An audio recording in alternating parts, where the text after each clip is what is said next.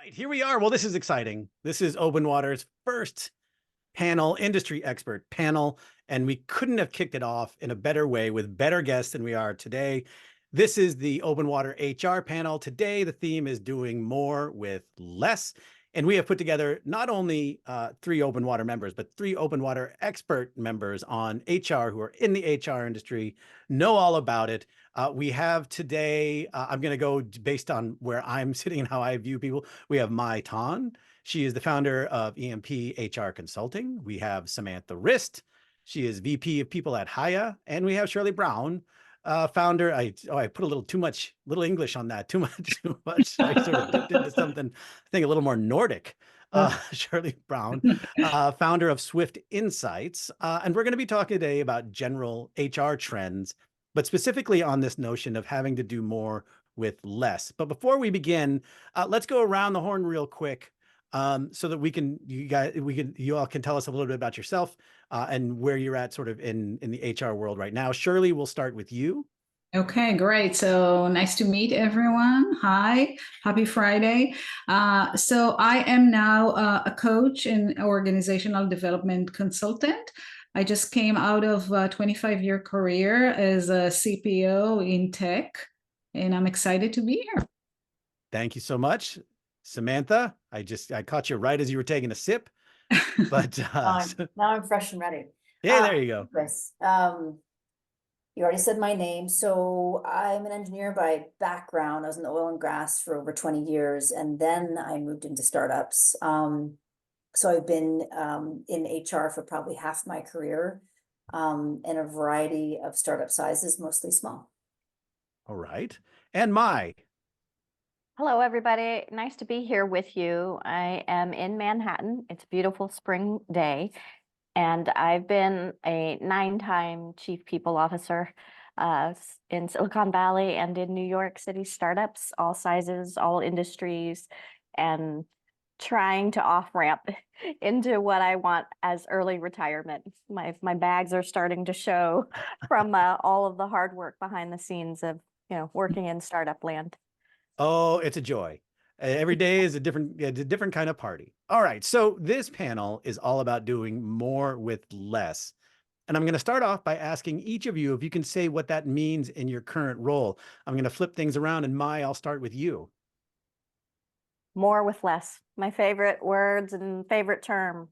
I've come from companies that have run lean and mean HR functions. And so I'm very used to that. But in today's current economy, I do think it's a real thing. There's a lot of cost cutting, trimming that's happening, and a lot of fractional work that happens because they only need an on-demand C-suite executive for this one project, and then they pull them out. So more with less is actually just making companies more creative with hiring different types of talent that can come in and do something on demand and then not employ them full time. I think that's what I'm seeing, and in the more is less category.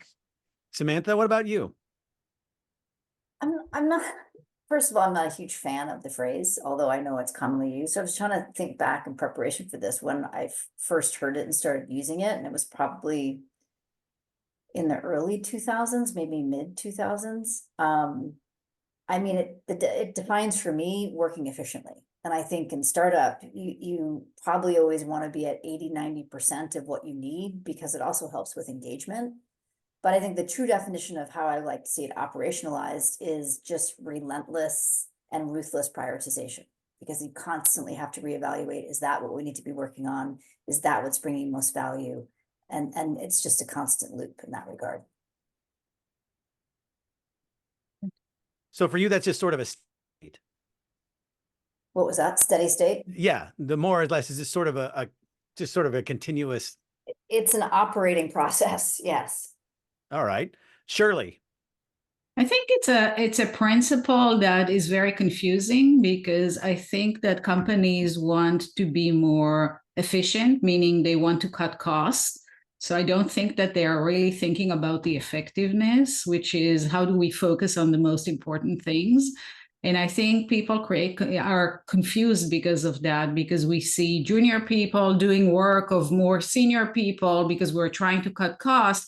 but it's not really bringing the impact that the company would like to bring. So I think it's a confusion within the company between efficiency and effectiveness. That's interesting. That's sort of interesting that we have three different opinions on this.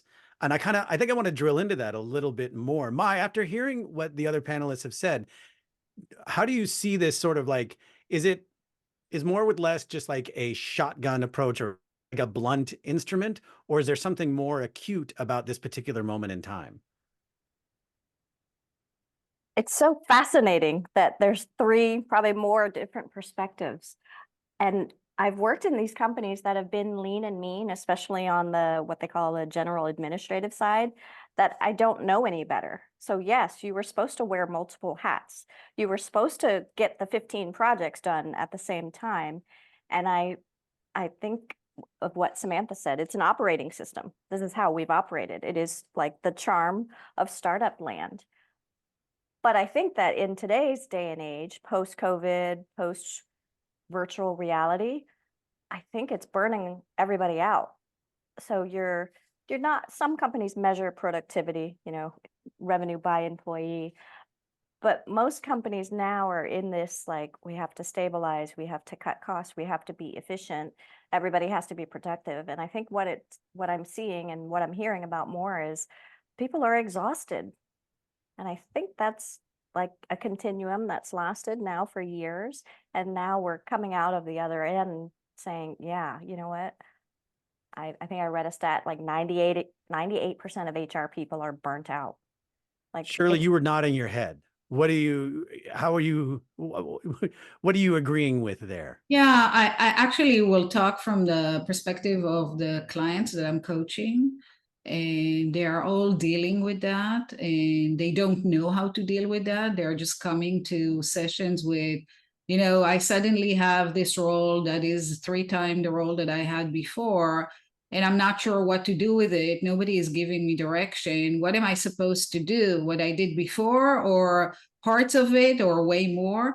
So I think that there is a confusion about, yes, we need to cut costs, but also how do we maintain people and we help people maintain and scale and be more productive or more effective in what they do versus just achieve more and more and more with less. I don't think it's sustainable. I want to, Samantha, I want to turn to you, and I should say full disclosure that I know Samantha outside of OpenWater, so I know a little bit about her background. But you had talked about work in oil and gas, right? And that is an actual, like, literal, high pressure. If I run a social media app, no one's going to die on the table, right? Because we aren't getting, because a Ruby on Rails developer didn't show up or whatever it is, right? But when you're in oil and gas, obviously the physical danger is much higher. Are you finding this as exhausting, or are you just sort of used to that sort of high pressure environment to where you think you can kind of weather this out a bit better? I'd say the latter, because also in construction, it's, people hurt, and I've done investigations of death. Yes, I'm not working any harder than I did before in my earlier career. It's just different. And I think why I get caught up, and I think actually we're all on the same page, it's the words. It's like explaining Six Sigma when you say, yeah, we want to be more efficient, because there's 2 ways to say it. Either I want to cut, right? But a better way to say that is I want to create more capacity. So I want to run a more, like I'm doing Lean Six Sigma, for instance, right? Or I'm it not because I want to get rid of people. I want the people I have to have a greater capacity. So it's more I want to do more with less. I just get caught up in what the words and the confusion Shirley is speaking to. That just throws people off. Because ultimately this prioritization is, I only have so much bandwidth. I need to look to see what I'm doing, how I can do that more efficiently, and how I can get more done. And that always means some things should drop off the list. And people get burned out because of cuts, because of things happened. Well, this job was done by 3 people, or in fact, I should have 3 people doing it, it's just me. Then that's just the reality, I think, of most startups. And then pile on top the weird things that are happening with the economy. and people are a little bit lost. Do you feel, and I want to pull on this thread a little more, as HR people, do you feel the need, if people are feeling lost or burnt, what is sort of your role in that, right? Like you are, Shirley, you're a coach, obviously, right? So you are helping people through this right now. But from an HR perspective, what are you supposed to do with that? Do you just have to be like, well, this is like, you just kind of shrug and go, well, this is kind of how it is? Or do you have to implement new things like, a ball pit or a snack, a snack, you know what I mean? Like, what are the things? Mai, I'll start with you. I'm being hired right now because people are being asked to do 5 projects at a time. And so they need to outsource some of the 5 projects or some portion of the projects.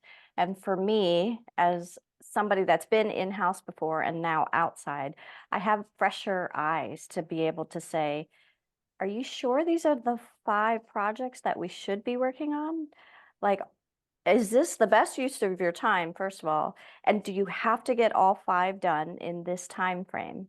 Is there a better sequence? Is there like a better way forward so that, to Shirley and Samantha's point, they're not burning out, it's more sustainable, people are happier at work. I just feel sometimes we take on the role of therapist because there's no outlet sometimes in this high demand employers market, unstable economy and all, that what I'm finding my role is crisscrossing between actually doing some of the work to be helpful, but also coaching people through moments. Because I will share that I realized when I came out of being an in-house practitioner that I was asked to do whatever, 15 things at one time, and I got them done.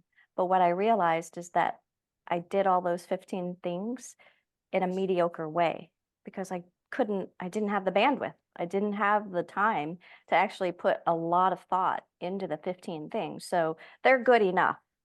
But is that the standard that we should all be shooting for? I would argue it's not, because I don't want to be mediocre. And I don't think that's what people spend their life, 12 hours a day at work trying to think about. They don't want to be mediocre. So I think part of this is helping people to understand the longer term plan and what that means for their skill set. Maybe they're up leveling their skills, being asked to take on a bigger scope and role in projects.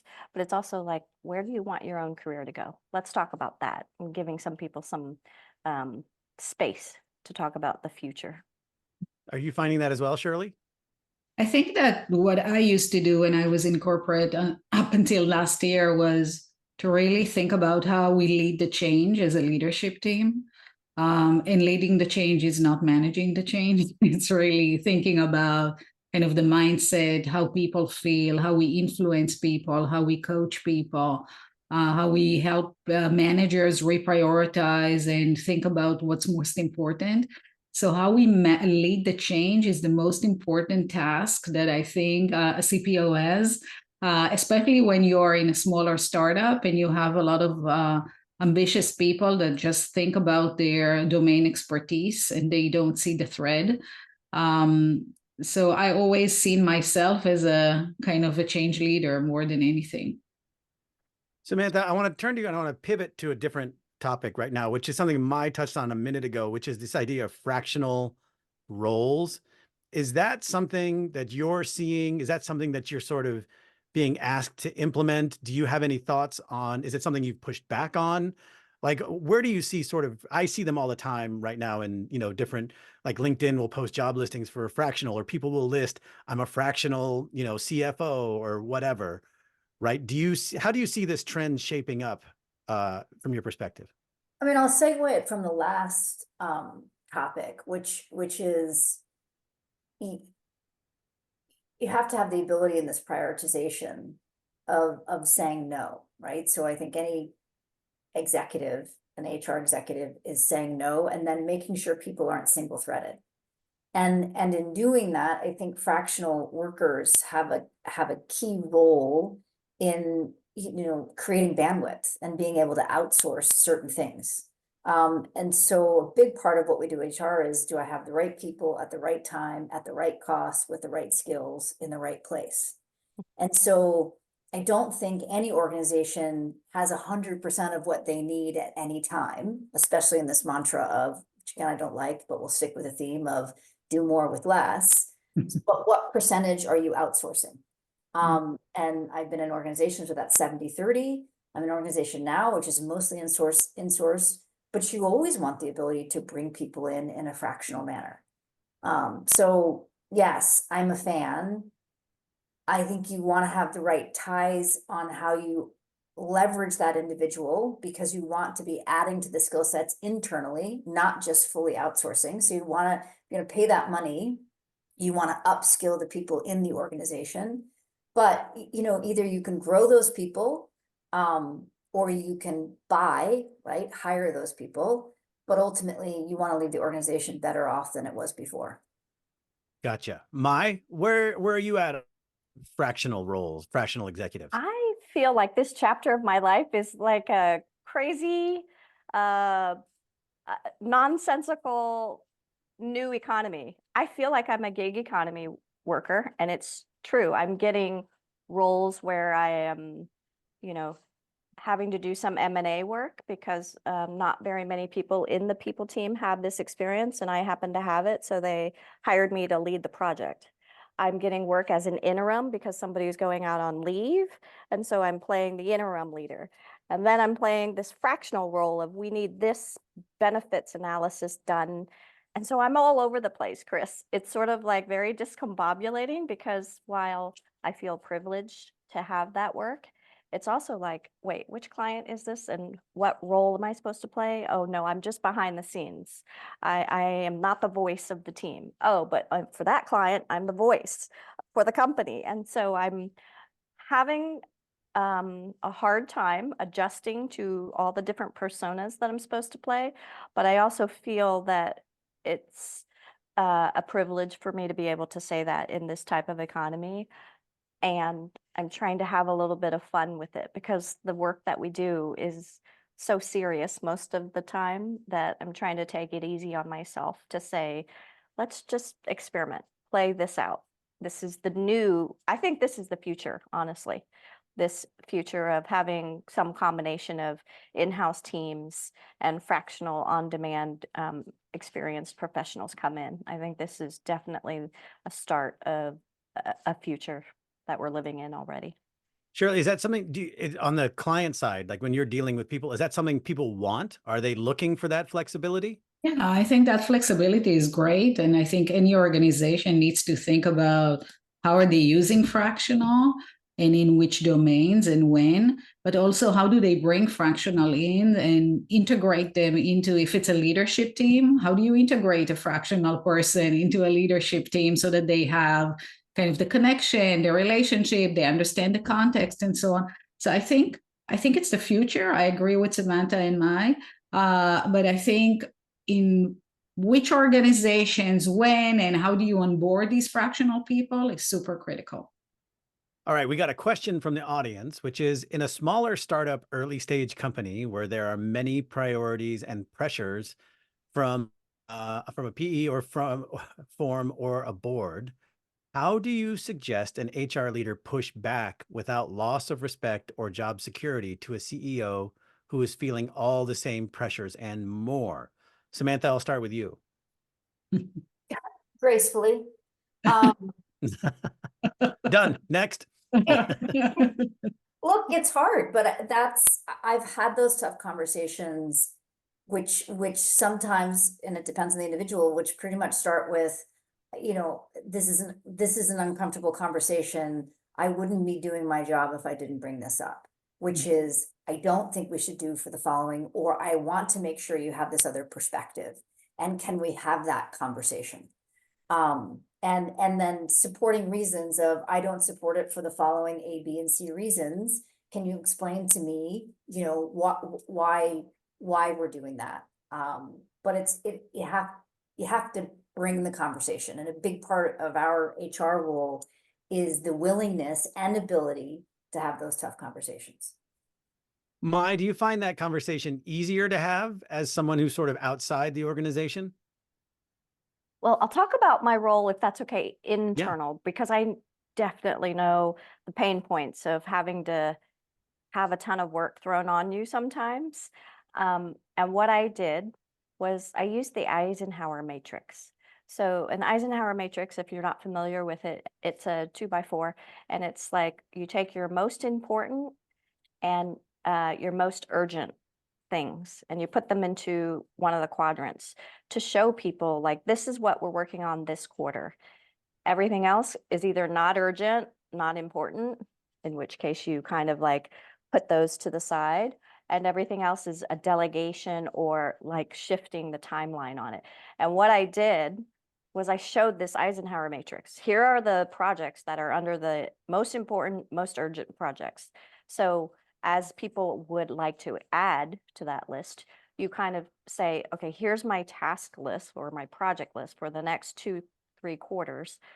Which one do you think, or where do you think this initiative falls? And tell me, do you think the company can do without any of these? Because part of showing your work is actually having people understand what you're doing all day long. Because I think for the most part, a lot of people sometimes don't understand what we do every day. They just see that we're hiring people or we're laying off people or everything in between, but they don't see all of the work that is underneath the water that makes for a smooth operation. So I hope that's helpful to the listener, is just look it up, Eisenhower grid, Eisenhower matrix. But that's what I carried around with me. I would show it off. I would be like, here's what the team is working on. So tell me what you think and where you think your priority falls within this matrix. Shirley, any thoughts from you on having those tough conversations? I think it's part of our job as a CPO is to have those challenging conversations. And in order to have those conversations, you have to have relationship and trust with your leadership team or with your CEO. And unless you have trust and you've developed a relationship, it's really hard to have because it becomes very transactional. This is what I want, and you go fetch it. Yeah. And that's not a CPO role. That's kind of a lower level way of operating in the organization. Interesting. Totally agree. I want to sort of zoom out a little bit here and just speak in broad terms, which is, what do you think are the top priority for HR leaders right now? Is it something like scaling? Is it retention? Is it stability? Is it something else? As we've talked about, this is sort of an oddball economy, right? So is there something that is totally new that we're having to deal with? Shirley, I'll start with you. I think it's leading the change. And there's a lot of change that is happening. There is post-COVID, there is remote and hybrid and in office. There is a new demographical changes. There is reduction in there's so much change that is happening right now. And if we are CPOs, we're not leading that change together with the leadership team, we're not doing ourselves a favor. Got it. So change management. Yes. Uh, And leadership, yeah. Got it. Mai, how do you see that? What do you see as sort of the big trend right now for HR leaders?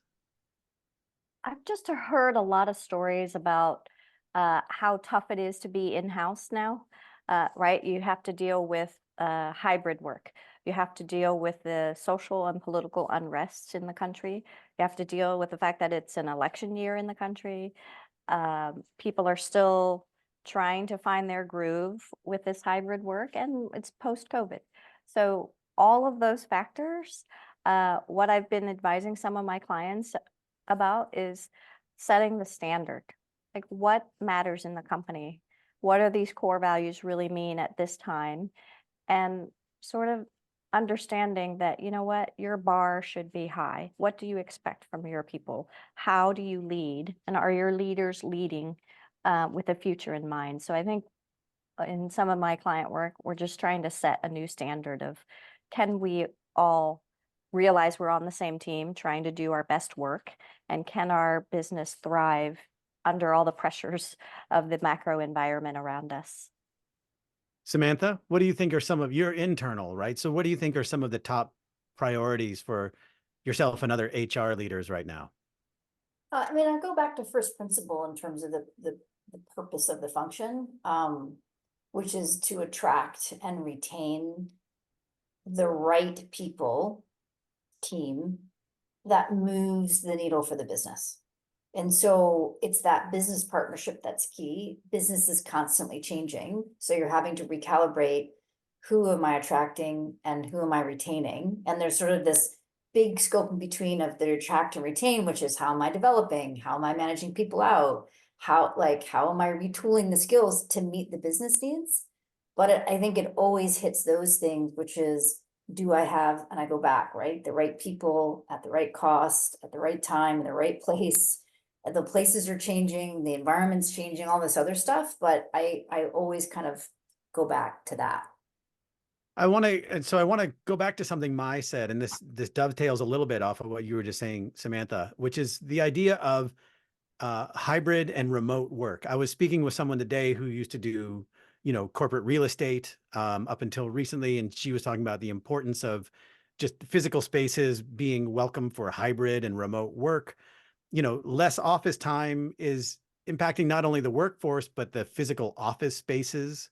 And Mai, I'm wondering how you see sort of the rise of hybrid and remote work and how that's impacting the role of HR. Can I think about that one? And I'll popcorn it out to Shirley on that one. Handing out popcorn. All right. Thank you. So I think a lot of companies got rid of real estate because they don't need so much real estate. I think there is design of offices and meeting rooms, and when people come to the office, they typically come in order to work together in teams. So do they have the space to do that? So I think, I don't know, in my prior company, when we redesigned, we thought about, we didn't want offices for the executives. We just had like meetings for everyone, meeting places for everyone. So those are the things that I was thinking about when I did that job up to a year ago. I mean, this does tie back into our theme here of doing more with less, right? Which is less office time or less office space. Samantha, how are you seeing that play out? You're in a tech company, so, some roles are more critical to infrastructure, whatever, than others. But how are you seeing this hybrid and remote work play out? I think sometimes it's confusing and it's a lot more conversation, because if the executives are confused, the employees are going to be confused. And there's not that many perturbations, right? There's 100% remote, there's 100% in office, and then there's the stuff in between, which we now are calling hybrid. I would say the pendulum has sort of swung from 100% in office much more, and some people, oh, we're all going to be 100% remote. I don't think that's true. The question is where in the middle is it going to end? And I think as an HR professional in-house, it's up to you to agree with the leadership to say, what are we? And then be very transparent with the organization and everyone that you're trying to hire, that these are the expectations. And then you create accountability around the expectations. So is there less real estate? Our company said, hey, we built our culture off being face-to-face. Currently 13% of our population is remote, and that's salespeople that are out facing customers, looking at them eye to eye. And the rest, there's an expectation that we send a percentage, which for us is 2 days per week in office. And we've built our infrastructure in that regard. We too, like Shirley, made a decision that no individual has an office, and we've reserved all that office space as meeting space and collaboration space. But it was a conscious decision, and we hadn't really up to a certain point decided that. So what we were telling our recruits wasn't consistent. What we were telling the people that were in the organization wasn't consistent. Once we nailed that down, then we gave ourselves a ramp up period that people who didn't like that environment, because everyone has a choice, then they knew the environment that we have, and then they could self-select out. And the reality is we didn't have anyone self-select out. Mai, popcorn has been passed all the way around. Now it's back to you. Chris, Samantha, and Shirley, one of the reasons why I can't answer this question very well is because I have so many competing thoughts on like what I've seen when I was in-house and now what I see now that I'm objectively on the outside as an outsider. I think as an in-house leader, what we did was we looked at the demographics of our population so that if it was, which normally it was, but if it was like whatever, 60% generation Y and Z, we knew that we made assumptions about like, okay, probably more single than married, more living on their own. And so we made assumptions, but what we ended up doing was using our demographics to come up with a plan on hybrid, remote, or in office. And I think that was helpful because what we had to do was talk about our demographics and talk about how we use demographics as a way to make a business decision. One of the other companies that I worked for, they wanted to break the status quo of like why we've proven that we can work from anywhere. So let's just keep ourselves as a remote company because quite honestly, the second biggest expense in most companies is real estate. And so I, as an HR leader, said, you know what, why don't we utilize that second biggest expense line and reinvest it back in our business or in our employees? So you talk about Chris, your friend who was a commercial real estate person. I actually ended up taking over the project for selling the building that we happen to own. And that was a big lift for me because I'm not a commercial real estate broker. So I had to like figure things out very quickly, but I had the luxury and the privilege of selling our space. And that was another little hat that I got to wear as an HR leader. But it was the right decision because that second biggest line item in our expense was our real estate portfolio. And so in the end, we gave some of it back to employees in the form of you can work from anywhere. You can use this stipend that we've created and work from anywhere. And it was met with great morale. We had the lowest turnover ever. We had thousands of applications coming in when we announced this rollout. And it has many different ramifications for the different demographics in your population, but it's not an easy equation, which is why it's a complex answer. All right. Well, I hope you got a big commission on that sale, like a broker. Just another hat that I got to Well, wear. you got to wear a hat. Look at that. That's right. You got another Skills. chapeau. Tools in my toolbox. All right. Well, if there are any questions from the audience, please feel free to type them in. But we'll close this out. This has really been lovely. So thank you all so much for sharing your insight. And with that, I want to leave with just like a piece of advice. This is a bit of a curveball for you, but what I want to know is, we've been talking about doing more with less and whether or not you are a fan of it or whether or not it's just a steady state of things or whether or not, it's more perception than reality. What I wonder is if you're all seasoned professionals, do you have a bit of advice or wisdom that you can pass on to help people do more with less? Shirley, I'll start with you. Think clearly about what is it that you're trying to accomplish and about the 80-20 rule. I mean, what are the things, the 20% that will get you the 80%, and get your leadership aligned around it. All right. We got the 80-20. Samantha, what is one bit of advice or wisdom that you would pass on to someone else in HR? To someone else in HR, okay, that makes it. I'm a big fan, this is a made up word, but I like to projectize. Maybe because I'm an engineer, and that means you have a start and a finish to projects, especially for small teams. And I also do a matrix type of thing, which is, okay, what are the projects that will bring the biggest value to the organization, so the biggest impact, and then what are the resources it's going to take to complete those? And so you plot all those out and you realize, okay, what 2 or 3 projects can we do? Not half-assed, so not 5, but 2 or 3. And then could we outsource others? And then once you do that work within the function, and then you take it to the business and say, do you resonate with these? Will these then create value? Because I think of the HR function as binary, zeros and ones. It either helps or it hinders.